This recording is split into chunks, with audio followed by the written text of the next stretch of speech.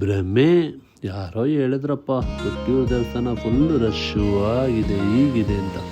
ಇಂಥ ಪ್ರಕೃತಿ ಸೌಂದರ್ಯ ಮಧ್ಯದಲ್ಲಿ ಹೋಗಿ ನೋಡುವಂಥ ತುಂಬ ಚೆನ್ನಾಗಿರುತ್ತೆ ನೋಡಿ. ಟ್ರಾಫಿಕ್ ಜಾಮ್ ಎಲ್ಲಿಂದ ಇದೆ ಅಂದರೆ ಅಲ್ಲಿ ಕಮ್ಮಿ ಒಂದು 3 ಕಿಲೋಮೀಟರ್ ಇರಬೇಕು.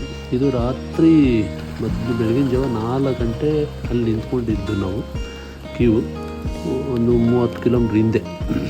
ಆವಾಗ ಏನಿದು ಇಷ್ಟೊಂದು ಟ್ರಾಫಿಕ್ ಅಲ್ಲ, ಇಷ್ಟೊಂದು ರಶ್ ಇದೆಯಾ, ಇಲ್ಲಿಂದನೇ ಬ್ಲಾಕ್ ಮಾಡಿಬಿಟ್ಟಿದ್ದಾರೆ ಅಂತ ನಮಗೆ ಕನ್ಫ್ಯೂಷನ್ ಇತ್ತು. ನಾವು ನೋಡೇ ಬಿಡೋಣ ಎಲ್ಲಿ ಜಾಮ್ ಆಗಿದೆ ಅಂದ್ಬಿಟ್ಟು ನೋಡೋಣ ಅಂತ ಹೊರಟ್ವಿ. ಇಳಿದ್ಬಿಟ್ಟು ಕಾರು, ಮಳೆ ಬೇರೆ ಬರ್ತಾ ಇತ್ತು ಸಣ್ಣಗೆ, ನೋಡೋಣ ಅಂತ ಹೋದ್ವಿ. ಫುಲ್ಲು ಬಸ್ಸು ಕ್ಯೂ, ಎಲ್ಲ ಗಾಡಿಗಳು ನಿಂತಿದ್ದಾವೆ. ಆ ಕಡೆಯಿಂದ ಗಾಡಿಗಳೇ ಬರ್ತಾಯಿಲ್ಲ. ನಾವು ಅಂದ್ಕೊಂಡಿದ್ದೆ ಗಾಡಿಗಳು ಬರ್ತಾಯಿಲ್ಲವಲ್ಲ ಆ ಕಡೆಯಿಂದ, ಏನಾರು ಫುಲ್ಲು ಜಾಮ್ ಆಗಿದೆ, ಸ್ಟಾಪ್ ಆಗಿಲ್ವಾ ಅಂತ. ಆಮೇಲೆ ಹಂಗೂ ಇರಲಿ ಅಂತ ನೋಡೋಣ ಅಂತ ಹೊರಟ್ವಿ. ಅವ್ರಿಗೆ 6 ಗಂಟೆ ಆಗೋಯ್ತು, ಬಸ್ಗಳೇ ಮೂವಿಂಗಿಲ್ಲ. ಹಂಗೂ ಹಿಂಗೂ ಅಂತ ಹೋದರೆ ಅಲ್ಲಿ ನೋಡಿದ್ರೆ ಬಸ್ ಒಂದು ಕೆಟ್ಟೋಗಿದೆ, ಹಾಗಾಗಿ ಯಾರನ್ನೂ ಬಿಡ್ತಾಯಿಲ್ಲ. ಆಮೇಲೆ ಆ ಕಡೆ ಒಂದಷ್ಟು ಈ ಕಡೆ ಒಂದಷ್ಟು ಬಸ್ಗಳನ್ನ ಬಿಟ್ಟು ಸ್ವಲ್ಪ ಗಾಡಿ ಮೂವ್ ಆಗ ಸ್ಟಾರ್ಟ್ ಆಯಿತು. ಅಪೋಸಿಟ್ ಅವರು ಒಂದು 10 ಗಾಡಿ, ಈ ಕಡೆಯವ್ರು 10 ಗಾಡಿ ಅಂತೇಳಿ ಬಿಡೋಕ್ಕೆ ಸ್ಟಾರ್ಟ್ ಮಾಡಿದ್ವಿ. ನಾವೇ ಹೋದ್ವಿ ಸ್ವಲ್ಪ ಬಿಡೋಕ್ಕೆ, ಬಟ್ ಅದು ಆ ಟೈಮಲ್ಲಿ ವೀಡಿಯೋ ಮಾಡೋಕ್ಕಾಗಿಲ್ಲ. ಹೋಗಿ ಟ್ರಾಫಿಕ್ ಹೊಸ ಕ್ಲಿಯರ್ ಮಾಡೋದು ಕೊಟ್ವಿ. ಮಾಡಿಬಿಟ್ಟು ಆಮೇಲೆ ಸ್ವಲ್ಪ ಮೂವಿಂಗ್ ಆಗೋಕ್ಕೆ ಸ್ಟಾರ್ಟ್ ಆಯಿತು. ಆದರೂ ಕ್ಯೂ ಮಾತ್ರ ಹೆಚ್ಚು ಕಮ್ಮಿ ಒಂದು 4 ಕಿಲೋಮೀಟ್ರ್ ನಿಂತಿತ್ತು. ಸಿಕ್ಕಾಪಟ್ಟೆ ದೂರದಿಂದ ನಿಂತಿತ್ತು ಗಾಡಿಗಳು. ನಾವು ನಡೆಯೋಗೆ 3 ಕಿಲೋಮೀಟ್ರ್ ನಡೆದ್ವಿ. ಆ ಗಾಡಿ ನಮ್ಮ ಗಾಡಿಯಿಂದ ಬಿಟ್ಬಿಟ್ಟು ಆಮೇಲೆ ಸ್ವಲ್ಪ ಮೂವಿಂಗ್ ಎಲ್ಲ ಆಗ ಸ್ಟಾರ್ಟ್ ಆಯಿತು. ನೋಡೋಣ ಅಂತ ಹೊರಟ್ವಿ. ಆಮೇಲೆ ತುಂಬ ಟ್ರಾಫಿಕ್ ಇತ್ತು. ನಾವು ಎಷ್ಟು ಅಂತ ಅಂದಿದ್ದು, ಅಲ್ಲೇ 6:30-7 ಗಂಟೆ ಆಗುತ್ತಾ ಬಂತು. ಹೋಗೋಕೆ ಆಗಿಲ್ಲ, ಫುಲ್ಲು ಟ್ರಾಫಿಕ್ಕು. ವೇಸ್ಟ್ ಆಯಿತು. 4 ಅವರು ಸುಮ್ಮನೆ ವೇಸ್ಟ್ ಮಾಡ್ಕೊಂಡು ಅಲ್ಲಿ ನಿಂತ್ಕೊಂಡು. ನಾವು ಇದನ್ನು ಅಂದ್ಕೊಂಡಿದ್ದೇನೆಂದರೆ ಕೊಟ್ಟಿಯೂರು ದೇವಸ್ಥಾನದಲ್ಲಿ ಫುಲ್ ರಶ್ಶು, ಜನಗಳು ಬಿಡಲ್ರು ಅಂತ. ಆಮೇಲೆ ಬಿಟ್ಟು ಟ್ರಾಫಿಕ್ ಕ್ಲಿಯರ್ ಆಯ್ತು. ಅಲ್ಲಿಂದ ಓಡಿದ್ವಿ. ಹೋಗ್ತಾ ಚೆನ್ನಾಗಿತ್ತು ಪ್ಲೇಸು. ದೇವಸ್ಥಾನ ಹತ್ರ ಬಂದ್ವಿ. ದೇವಸ್ಥಾನ ರೋಡ್ಗೆ ಎಂಟ್ರಿ ಆದ್ವಿ. ಅಲ್ಲೇ ರೂಮ್ ಮಾಡಬೇಕಿತ್ತು. ರೂಮ್ ಮಾಡಿಕೊಂಡು ಸ್ನಾನ ಮಾಡೋಣ ಅಂತ ಪ್ಲ್ಯಾನ್ ಮಾಡಿಕೊಂಡು ಹೋದ್ವಿ. ಸ್ವಲ್ಪ ದೂರ ಇನ್ನೇನೊಂದು 2 ಕಿಲೋಮೀಟ್ರ್ ಇದೆ. ಇವಾಗ ಎಲ್ಲ ಸ್ಟಾರ್ಟ್ ಆಯಿತು. ಅಲ್ಲೆಲ್ಲ ರೋಡ್ ಕಡೆಲ್ಲ ಬಟ್ಟೆಲ್ಲ ತೊಗೊಂಡು ಹೋಗ್ಬಿಟ್ವಿ. ಹೋಟ್ಲಲ್ಲಿ ರೂಮ್ ಮಾಡ್ಕೊಂಡು ಸ್ನಾನ ಮಾಡ್ಕೊಂಡು ಫ್ರೆಶ್ಶಾಗಿ ಹೊರಡೋಣ ದೇವಸ್ಥಾನ ನೋಡೋಕ್ಕೆ ಬಿಟ್ಟು ಹೊರಟ್ವಿ. ಜನ ಇರಲಿಲ್ಲ, ನಾರ್ಮಲ್ ಇತ್ತು. ನಾವು ಓಕೆ ಇರಲಿ ಅಂದ್ಬಿಟ್ಟು ಒಳಗಡೆ ಹೊರಟ್ವಿ. ದೇವಸ್ಥಾನದ ದರ್ಶನಕ್ಕೆ ಅಂತ ಕ್ಯೂ ನಿಂತ್ಕೋಬೇಕಲ್ಲ, ಹೋದ್ವಿ. ಅಲ್ಲಿ ನಿಂತ್ಕೊಳ್ಳೋಕೆ ಸ್ಟಾರ್ಟ್ ಆಯಿತು ಕ್ಯೂ. ಅಲ್ಲಿಂದ ಸ್ವಲ್ಪ ಹೊಳೆ ಬರುತ್ತೆ. ಹೊಳೆಯಿಂದ ಒಂದು ಸ್ವಲ್ಪ ಮುಂದೆ ಹೋದರೆ ಇಲ್ಲಿ ಕ್ಯೂ ನಿಂತ್ಕೊಬೇಕು. ಇಲ್ಲೇನು ಮಾಡ್ತಾರೆ ಅಂದರೆ ಅಷ್ಟು ದೂರ ಒಂದು 500 ಜನ 100 ಜನನ ನಿಲ್ಲಿಸ್ಬಿಟ್ಟು ಹಗ್ಗ ಕಟ್ಟಿ ನಿಲ್ಲಿಸ್ಬಿಡ್ತಾರೆ.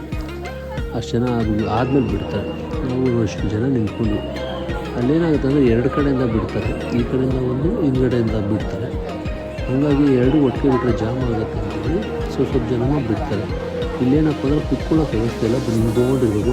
ಎಲ್ಲ ಒಬ್ಬರಿಂದ ನಿಂತ್ಕೊಂಡಿರ್ಬೇಕು. ಈ ಥರ ನಿಂತ್ಕೊಂಡಿದ್ದಾಗ ಇದೇನಾಗುತ್ತೆ, ಹೆಚ್ಚು ಕಮ್ಮಿ 1 ಅವರ್ 2 ಅವರ್ಸ್ ನಿಲ್ಲಿಸ್ತಾರೆ. ಹಾಗಾಗಿ ನಮಗೆ ಅದು ಟ್ರಾಫಿಕ್ ಜಾಮು, ಟಯರ್ಡ್ನೆಸ್ಸು ಆಗುತ್ತೆ. ನಮಗೆ ಇಲ್ಲಿ ಸರ್ವಿಸ್ ಇಲ್ಲ ಹೀಗೆ ಅಂತೇಳಿ. ಬಟ್ ಕ್ಯೂಯಲ್ಲೆಲ್ಲ ನೀರು ಕೊಡ್ತಿದ್ರು ಕುಡಿಯೋಕ್ಕೆ. ಯಾರೋ ಹುಷಾರಿಲ್ಲ ಅಂದರೆ ಕರ್ಕೊಂಡೋಗೋರು. ಅಲ್ಲಿದ್ದವರು ವ್ಯಕ್ತಿಗಳೆಲ್ಲ, ಪೊಲೀಸವರೆಲ್ಲ ಫೆಸಿಲಿಟಿ ಚೆನ್ನಾಗಿತ್ತು. ಬಟ್ ಇಲ್ಲೆಲ್ಲ ಇಳಿವಾಗ ರಶ್, ಇಷ್ಟೊಂದು ಜನ ಆಪೋಸಿಟಿಂದನೂ ಬರ್ತಾರೆ, ಈ ಕಡೆಯೂ ಬರ್ತಾರೆ. ಇಲ್ಲಿ ಇಳಿದು ದರ್ಶನಕ್ಕೆ ಹೋಗ್ಬೇಕು.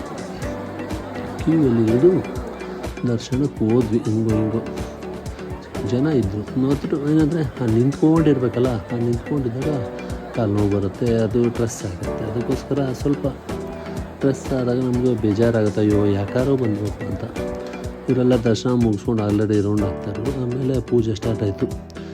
ಅವ್ರಿಗೆ ಪ್ರಸಾದ ವಿನಿಯೋಗದೇನೋ ಪೂಜೆ ಮಾಡ್ತಾಯಿದ್ರು ದೇವರಿಗೆ.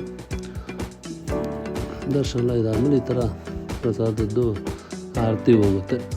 ದೇವಸ್ಥಾನ ಸುತ್ತ ಆರತಿ ಮಾಡಿ ಅದನ್ನು ದೇವರಿಗೆ ಸಮರ್ಪಣೆ ಮಾಡಿ ಅದನ್ನು ಅವ್ರದ್ದು ಪೂಜೆ ಮಾಡ್ತಾರೆ. ಚೆನ್ನಾಗಿದೆ. ಜನನೂ ಅಷ್ಟೊಂದು ಜನ ಇದ್ದಾರೆ. ಬಟ್ ಏನಂದರೆ ಪೇಷನ್ಸ್ ಇರಬೇಕಷ್ಟೇ.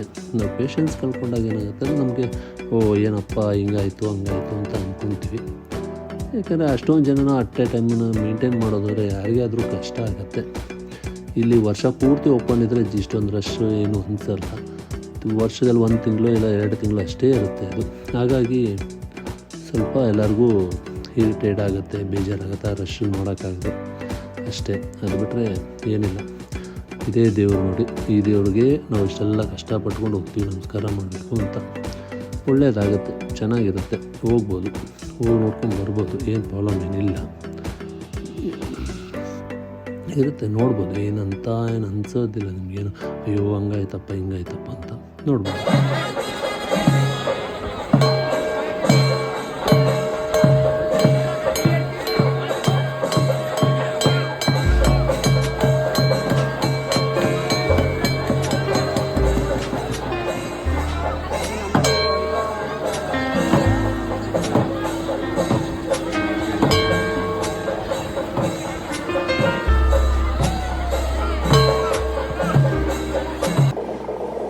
ಅಲ್ಲಿಂದ ನೆಕ್ಸ್ಟ್ ಹೊರಟ್ವಿ ಇದಕ್ಕೆ ಹೋಗೋಣ, ಎಡಕಲ್ಲು ಕೇವ್ಸ್ಗೆ. ಯಪ್ಪ ಇದು ಬೆಟ್ಟ ಐತೆ ಹತ್ತಬೇಕು. ಫುಲ್ಲು ಟ್ರೆಕ್ಕಿಂಗ್ ಮಾಡೋರ್ಗೆ ಮಾತ್ರ ಮಾಡಿಸಿದ ಜಾಗ ಸಿಕ್ಕಾಬಿಟ್ಟೈತೆ. ಹೈಟು 1200 ಅಡಿ ಎತ್ತರ ಇರೋದಂಥದ್ದು. ಯಪ್ಪ ಜಮಾನದಲ್ಲೇ ಅಲ್ಲೋಗಿ ಅಷ್ಟು ಜನ ಇದ್ರಂತಲ್ಲ, ಹೆಂಗಿದ್ರು. ಇದೆಲ್ಲ ಗ್ರಂಥಗಳು ಇದೆಯಂತೆ, ನೋಡ್ಬೇಕು. ಚೆನ್ನಾಗಿದೆ ಪ್ಲೇಸ್, ಅಲ್ಲಿ ತುಂಬ ಚೆನ್ನಾಗಿದೆ. ಇದು ಹತ್ತಬೇಕು, ಫುಲ್ಲು ಸಿಮೆಂಟ್ ರೋಡ್ ಮಾಡಿದ್ದಾರೆ. ಸ್ವಲ್ಪ ಚೆನ್ನಾಗಿದೆ, ಇಲ್ಲೆಲ್ಲ ಹತ್ಬೋದು, ಏನು ತೊಂದರೆ ಇಲ್ಲ. ಟಿಕೆಟ್ 50 ರೂಪಾಯಿ ಇದೆ ದೊಡ್ಡವ್ರಿಗೆ, ತೊಗೊಂಡು ಹೋಗ್ಬೋದು. ಹಣ ನೋಡಬೇಡ, ಇಲ್ಲಿ ಒಳಗಡೆ ಹೋಗಬೇಕು, ಇಲ್ಲಿ ಹತ್ತಬೇಕು. ಮೆಟ್ಲುಗಳು, ಕಲ್ಲಲ್ಲಿ ಮೆಟ್ಲುಗಳು ಮಾಡಿ ಇಟ್ಟಿದ್ದಾರೆ. ಒಬ್ಬ ಎಷ್ಟು ಹೈಟ್ ಇದೆ ಅಂದರೆ ಸಿಕ್ಕಾಪಟ್ಟೆ ಇದೆ. ಹತ್ತಿ ಸಾಕಾಗ್ಬಿಡುತ್ತೆ. ಈ ಮೆಟ್ಲುಗಳು ಹತ್ತೋದು, ಬಂಡೆಗಳ ಮಧ್ಯದಲ್ಲೇ ಹತ್ತಬೇಕು. ಫುಲ್ಲು ಬಂಡೆಗಳು, ಸಿಕ್ಕಾಪಟ್ಟೆ ಬಂಡೆ ಇಟ್ಟಿದೆ. ಆಮೇಲೆ ಕೆಲವು ಕಡೆ ಮೆಟ್ಲುಗಳು ಕಬ್ಬಿಣದಲ್ಲಿ ಮಾಡಿ ಇಟ್ಟಿದ್ದಾರೆ, ಅಲ್ಲೆಲ್ಲ ಜಾಗ ಇಲ್ಲದೆ ಇರುತ್ತವು. ಬಟ್ ಹೆವಿ ಇದೆ, ನೋಡಿರಲಿದೆ ಫಸ್ಟ್ ಟೈಮ್ ನಾನು ನೋಡಿದ್ದು. ಆದರೆ ಜಾಗ ಮಾತ್ರ ಸೂಪರ್ ಇದೆ. ಟ್ರೆಕ್ಕಿಂಗ್ ಮಾಡೋರು ಮಾತ್ರ ಮಾಡಿಸಿ ಜಾಗ. ಇದೆಲ್ಲ ಫುಲ್ಲು ಬಂಡೆಗಳು, ನ್ಯಾಚುರಲಾಗಿ ಗುಹೆ ಥರ ಆಗಿರೋದಿದು. ಇಲ್ಲಿ ಯಾರೂ ಗುಹೆ ಮಾಡಿಲ್ಲ ಮನುಷ್ಯರು, ನ್ಯಾಚುರಲಾಗಿ ಗುಹೆ ಕ್ರಿಯೇಟ್ ಆಗಿದೆ. ಚೆನ್ನಾಗಿದೆ, ತುಂಬ ದೊಡ್ಡ ಬಂಡೆಗಳು. ಇಲ್ಲೆಲ್ಲ ನೋಡಿ ಮೆಟ್ಲತ್ತಕ್ಕೆ ಮಾಡಿದ್ದಾರೆ, ಈ ಥರ ಕಬ್ಬಿಣದಲ್ಲಿ ಮಾಡಿದ್ದಾರೆ. ಈ ಮೆಟ್ಲತ್ತು ಹೋಗ್ಬೇಕು. ಅಯ್ಯೋ ಎಷ್ಟು ಎತ್ತರ ಇದೆ ಗೊತ್ತಾ, ಸಿಕ್ಕಾಪಟ್ಟೆ ಇದೆ. ಇಂಟು ಕಷ್ಟಪಟ್ಟು ಹತ್ತೋದು ಹತ್ತಿ ಒಳಗಡೆ ಹೋಗ್ಬೇಕು. ಹತ್ರ ಬಂದ್ವಿ. ಇದೆ ಒಳಗಡೆ ಹೋದರೆ ತುಂಬ ಇದೆ. 1200 ವರ್ಷಗಳಾಗಿದೆ, ಹಳೇದಿದು.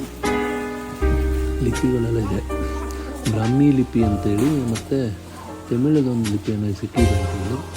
ಚೆನ್ನಾಗಿದೆ. ಬಟ್ ಅವರು ಹೇಳಿದ್ದೇನೆಂದರೆ 20% ಅಷ್ಟೇ ಇಲ್ಲಿದು ಇದನ್ನು ಕ್ರಿಯೇಟ್ ಮಾಡೋಕ್ಕೆ ಹಾಕಿರುವಂಥದ್ದು ಏನಿದೆ ಅದು ಬರ್ದಿದ್ದಾರಲ್ಲ ಲಿಪಿಗಳು, ಆ ಲಿಪಿನ ಡಿಕೋಡ್ ಮಾಡಲಿಕ್ಕೆ ಇವತ್ತವರೆಗೂ ಆಗಿಲ್ಲಂತೆ. ಎಷ್ಟು 20% ಮಾತ್ರ ಈ ಲಿಪಿಗಳೆಲ್ಲ ಡಿಕೋಡ್ ಮಾಡಲಿಕ್ಕೆ ಆಗಿರೋದು. ಇನ್ನೂ 80% ಕಂಡುಹಿಡಿಯೋಕ್ಕೆ ಆಗಿಲ್ಲ ಅಂತ. ಅಷ್ಟು ಇದೆಯಂತೆ ಇದರಲ್ಲಿ. ಸರ್ವೆ ನಡೀತಾ ಇದೆ, ಇನ್ನೂ 80% ಕಂಡುಹಿಡಿದ್ರೆ ಇನ್ನೂ ಏನೇನು ಸಿಗುತ್ತೋ ಗೊತ್ತಿಲ್ಲ. ಇದೆಲ್ಲ ಆಗಿನ ಕಾಲದವರು ಕೆತ್ತಿ ಇಟ್ಟಿದ್ದಾರೆ ನೆನಪಿಗಾಗಿ. ಇಲ್ಲಿ ವಾಸ ಮಾಡೋರಂತೆ, ಇಲ್ಲೆಲ್ಲ ಅವರು ವಾಸ ಮಾಡಬೇಕಾದಾಗ ಇದನ್ನು ಅವರು ಕೆತ್ತಿಟ್ಟಿದ್ದಾರೆ. ಬ್ರಾಹ್ಮಿ ಲಿಪಿ ಅಂತೇಳಿ ಇಟ್ಟಿದ್ದಾರೆ. ಬಟ್ ಆಗಿನ ಕಾಲದವ್ರು ನೋಡಿ ಹೆಂಗೆ ಕೆತ್ತಿದ್ದಾರೆ. ಲ್ಯಾಂಗ್ವೇಜ್ ಎಲ್ಲ ಇದೆಲ್ಲ ನ್ಯಾಚುರಲ್ ಹ್ಯಾಂಡಲ್ ಮಾಡೋದಂಥದ್ದು ಸಿಕ್ಕಾಪಟ್ಟೆ ಹೈಟಲ್ಲಿದೆ. ಆಮೇಲೆ ಇಲ್ಲೇ ಸ್ಟಾರ್ಟ್ ಆಯಿತು. ಎಲ್ಲ ಮುಚ್ಕೊಂಡು ಹೋಗಿ ಇಳಿಬೇಕಾದ್ರೆ ಒಂಥರ ಕಷ್ಟ, ಹತ್ತಬೇಕಾದ್ರೆ ಒಂಥರ ಕಷ್ಟ. ಇಳಿಬೇಕಾದಾಗ ಈಸಿಯಾಗಿ ಇಳಿತೀವಿ, ಹತ್ತಬೇಕಾದಾಗ ಅಷ್ಟೆಲ್ಲ ಕಷ್ಟಪಡ್ತೀವಿ. ಆಮೇಲೆ ದರ್ಶನ ಎಲ್ಲ ಮುಗೀತು, ಇದೆಲ್ಲ ನೋಡಿಕೊಂಡು ಇಳಿದ್ವಿ. ಫುಲ್ಲು ಇದು ಕಬ್ಬಿಣದ್ದು ಸ್ಟೇರ್ಕೇಸ್ಗಳು ಗಮನ ಇಳಿಬೇಕು. ಸ್ವಲ್ಪ ಏನಾದ್ರು ಸ್ಪೀಡಾಗಿ ಇಳಿದ್ರೆ ಅಂತ ಜಾರಿ ಕರಡ ಬೀಳ್ತೀವಿ.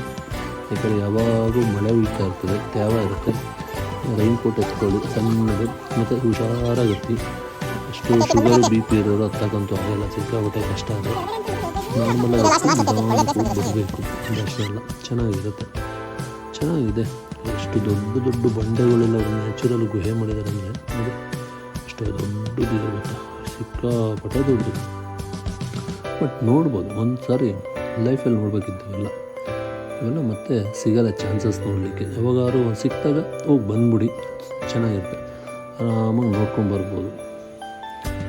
ಇಳಿದ್ವಿ. ಆಮೇಲೆ ಹೆಂಗೋ ಇನ್ನೂ ಇಳಿತಾ ಇದ್ದೀವಿ ಸಿಗಲೇ ಇಲ್ಲ, ನಿಂತ್ಕೊಂಡ್ವಿ. ಅಷ್ಟು ಡೌನ್ ಇಳಿಬೇಕು, ಅಲ್ಲಿಂದ ಬರಬೇಕು ನಾವು ಇಳ್ಕೊಂಡು. ಎಷ್ಟು ಹತ್ತೀವಿ ಅಷ್ಟು ಇಳಿಯೋದು ಸ್ವಲ್ಪ ಕಷ್ಟ. ಸ್ವಲ್ಪ ಜಾರಿದ್ರೆ ಮಳೆ ಬೀಳ್ತಾ ಇರುತ್ತಲ್ವ, ಸ್ವಲ್ಪ ಜಾರು ತಬಕ್ಕಂತ ಬಿದ್ದೋಗ್ಬಿಡ್ತೀವಿ. ತುಂಬ ಇದೆ ಸಂದಿಲೆಲ್ಲ ಚೆನ್ನಾಗಿ ಮಾಡಿದ್ದಾರೆ.